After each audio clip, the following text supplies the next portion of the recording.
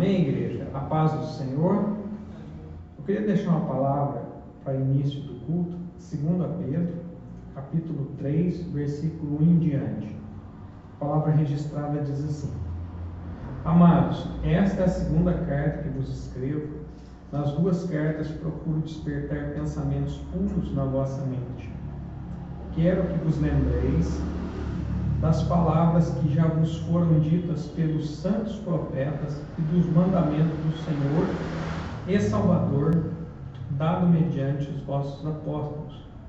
Sabei primeiro que nos últimos dias virão escarnecedores, andando segundo seus próprios desejos e dizendo: onde está a promessa da sua vinda?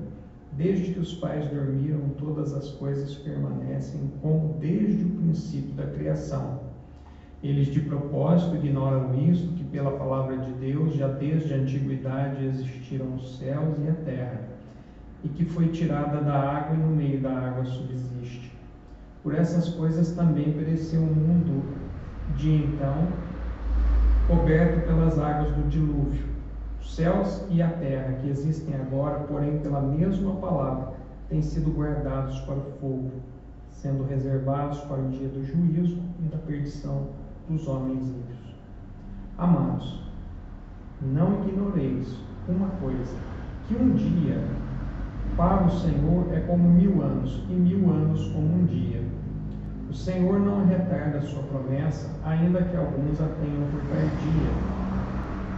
Ele é longânimo para convosco, não querendo que ninguém se perca, senão que todos venham a arrepender-se. O dia do Senhor, porém, virá como um ladrão. Os céus passarão com grande estrondo, e os elementos ardentes se dispararão, e a terra e as obras que nela há serão descobertas. Havendo, pois, de perecer todas essas coisas, que pessoas não devais ser em santidade e piedade, aguardando e desejando ardentemente a vinda do dia de Deus, em que os céus em fogo dissolverão e os elementos ardentes se fundirão. Nós, porém, segundo a sua promessa, aguardamos novos céus e nova terra, nos quais habita a justiça. Pelo que, amados, estas coisas procurai, que deles sejais achados imaculados e irrepreensíveis em paz, tendo por salvação a longanimidade de nosso Senhor, como também o nosso amado irmão Paulo vos escreveu, segundo a sabedoria que foi dada. Em todas as suas cartas ele escreve da mesma forma, falando acerca destas coisas. Suas cartas contêm pontos difíceis de entender, os quais os indoutos e inconstantes torcem, como fazem também com outras escrituras, para a sua própria perdição. Vós, portanto, amados, sabendo isto de antemão, guardai-vos de que pelo engano de homens perversos sejais juntamente arrebatados, e deixais a vossa firmeza. Antes crescei na graça e no conhecimento de nosso Senhor e Salvador Jesus Cristo. A Ele seja dada a glória, assim agora como até o dia da eternidade. Amém. Glória a Deus. A igreja pode tomar assento. Igreja, aqui o Pedro, o apóstolo Pedro, ele deixa essa exortação para a igreja, que trata do dia do Senhor, o dia da volta de Cristo, o qual a igreja aguarda com esperança, como disse aqui no texto. Nós aguardamos a volta de Cristo, mas nós sabemos que quando nós partimos também em Cristo, Jesus volta para aquele que parte. Se nós queremos saber a respeito daquele que parte, nós vamos lá em Isaías 57, que fala que os justos, eles são retirados antes que venha o mal. Glória a Deus. Então Deus, quando Ele guarda o justo, Jesus voltou para Ele. Então, mas nós devemos aguardar o dia do Senhor. E aqui ele começa a exortação no versículo 1. É a segunda carta que ele escreve, e ele deseja despertar pensamentos puros na vossa mente, na mente da igreja. Porque nós sabemos que o mundo que nós vivemos hoje, igreja, é um mundo de contaminação da mente. Hoje eu ainda conversava com uma pessoa, gente, como que a televisão perturba a mente das pessoas. Elas dão direção para a vida das pessoas. Então vai chegando um tempo assim que a gente vai aprofundando na comunhão com Deus, a gente deixa a TV de lado. Vai chegar um ponto, irmãos, e muitos falam da doutrina que tinha antigamente nas igrejas mais rigorosas, que não podia ter televisão. Hoje eu entendo por quê, porque o Espírito Santo não se agrada da gente ficar assistindo coisas que não edificam a nossa vida. É só programa policial falando de coisas negativas. É roubo, é corrupção na política, tudo que não é bom. Então, o sistema do mundo, ele já tem, como o mundo jaz do maligno, a intenção do mundo é contaminar a mente das pessoas. Porque o inimigo sabe que uma vez que a mente é tomada, a pessoa é dominada. Existe um livro que diz assim, o campo da batalha da mente. A mente é um campo de batalha, onde o Espírito Santo fala para a nossa santificação e para a bênção, e o inimigo traz coisas deste mundo para tentar contaminar. Mas aqui Pedro diz que nas duas cartas ele quer despertar pensamentos puros nas vossas mentes. Então, a palavra de Deus, ela purifica a nossa mente. A palavra de Deus, eu gosto sempre de citar João 17, que Jesus ele pede na oração que ele faz ao Pai, que ele diz para os, em favor dos discípulos: santifica-os na verdade, porque a tua palavra é a verdade. Então, a palavra de Deus, ela desperta pensamentos puros, ela nos purifica. João 15,3 eu sempre cito também, que ele diz para os discípulos: vós estáis limpos pela palavra que vos tenho falado. Glória a Deus, irmãos. Irmãos, o que nos purifica não é o esforço da carne, irmãos.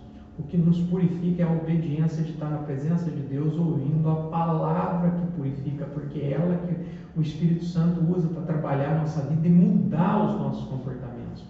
Não adianta a gente querer mudar o nosso comportamento na força da carne, a gente nunca vai conseguir. Vamos usar essa figura. A pessoa tentar vencer o pecado dela na força da carne é a mesma coisa daquela mosquinha que cai na teia de aranha. Quanto mais ela mexe, mais ela se prende. Então, tentar se livrar do pecado na força do braço, na força da lei, nós nos embaralhamos mais ainda nas garras do pecado.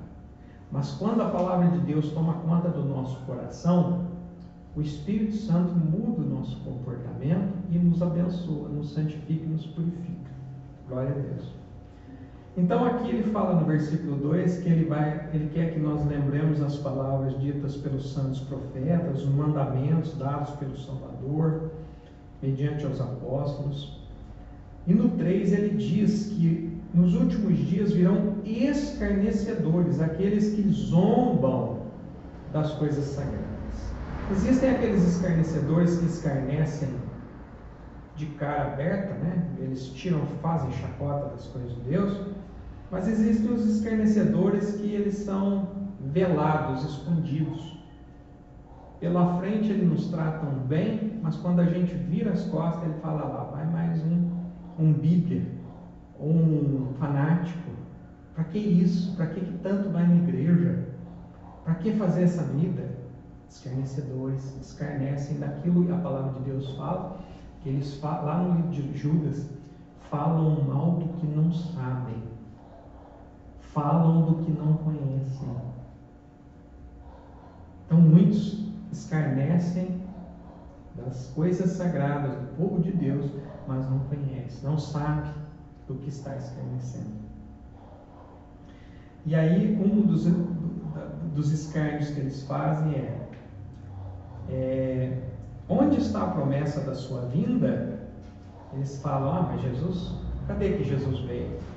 Outro dia eu ouvi um famoso para o mundo, né? Para nós cristãos não tem famoso. Nosso Senhor e Salvador, nosso Mestre e Rei é Jesus Cristo. Mas um famoso do mundo aí, influenciador do mundo, falando isso que está aqui na palavra, irmão, sem saber. criticando. Cadê que Jesus volta? Os fanáticos dos crentes falam que Jesus volta. A minha avó falava que Jesus ia voltar, minha mãe falava que Jesus ia voltar, e eu estou aqui até hoje e Jesus não voltou. Irmãos, eles desafiam a santidade de Deus e a autoridade de Deus. Se não se arrependerem, prestarão contas ao Senhor pelo escárnio. Deus é misericordioso e perdoa, mas tem que haver arrependimento. Então, eles ficam ali questionando: mas sempre fala que Jesus não iria vir, não veio. O versículo 7 diz assim: os céus e a terra que agora existe, pela mesma palavra, têm sido guardados para o fogo, sendo reservado para o dia do juízo e a perdição dos homens ímpios. Está reservado para aquele dia. E o versículo 8 diz que um dia para o Senhor é como 1000 anos, e 1000 anos como um dia. Deus não está preso a tempo e espaço como nós, homens, estamos. Deus está na eternidade, Ele é Senhor de todas as coisas. Então, para Ele, o ontem e o amanhã e o hoje é a mesma coisa. Ele sabe tudo de antemão. Para Ele, um dia é como 1000 anos e 1000 anos como um dia. Aqui no 9 é a justificativa. O Senhor não retarda a sua promessa, ainda que alguns a tenham por tardia. Ele é longânimo para convosco, não querendo que ninguém se perca, senão que todos venham a arrepender-se. Não é que ele retarda a promessa, mas ele é longânimo. Ele tem um ânimo longo, ele tem paciência, ele tem misericórdia para que a pessoa se arrependa. Por isso Jesus ainda não veio, porque Jesus quer salvar. E aqui não é salvar um, ele fala assim, no final: senão que todos venham a arrepender-se. Essa é a vontade de Deus, todos se arrependam. Porém, nós sabemos que a Bíblia diz também: muitos são chamados, poucos os escolhidos. A Bíblia chama todos, mas poucos aceitam o convite. Mas Deus é longânimo, Ele não quer que ninguém se perca. Isso nós vemos, irmãos, na questão geral, falando em relação à volta de Cristo. Mas nós vemos essa mesma longanimidade, bondade, misericórdia na vida de indivíduos de forma pessoal, aonde Deus, por várias vezes, Ele releva situações, perdoando a pessoa, para que a pessoa se arrependa. Porque se Deus derramasse a ira dele na primeira, na segunda ou na terceira, a pessoa não suportaria. Mas Ele é longânimo e misericordioso, Ele vai dando oportunidade, arrependimento. Ele sempre está de braços estendidos para perdoar. Versículo 10: o dia do Senhor, porém, virá como um ladrão. Os céus passarão com um grande estrondo, e os elementos ardendo se disparão, e a terra e as obras que nela há serão descobertas. Irmãos, Jesus ele vem como ladrão. Ninguém espera o dia que o ladrão vem para roubar. A hora que a pessoa menos espera é a hora que ele vem. O que acontece, irmãos, é que a vinda de Cristo vai ser assim. 12. Aguardando e desejando ardentemente a vinda do dia de Deus, em que os céus em fogo se dissolverão e os elementos ardentes se fundirão. Irmãos, aqui é como se fosse uma explosão atômica. Os elementos vão se fundir. É o mesmo que uma explosão atômica. 13. Nós, porém, segundo a sua promessa, aguardamos novos céus e nova terra, nos quais habitar a justiça. Glória a Deus. Essa é a nossa esperança. Nós cremos nessa promessa da volta de Cristo. Pelo que, amados, aguardando essas coisas, procurai que deles sejam achados imaculados, irrepreensíveis e em paz. Tende por salvação a longanimidade do nosso Senhor Jesus Cristo. E para terminarmos, nós vamos pular alguns versículos, que diz no 18 aqui, antes crescei na graça e no conhecimento de nosso Senhor e Salvador Jesus Cristo. A Ele seja dada a glória, assim como até o dia da eternidade. Amém. Glória a Deus. Essa é a exortação de Pedro. Crescer na graça, a graça é um favor de Deus, é a salvação. E crescer no conhecimento, que aí, irmãos, é nossa responsabilidade buscar o conhecimento do Senhor, buscar o conhecimento da palavra de Deus, porque Deus vai derramar a graça do Espírito. Amém, igreja?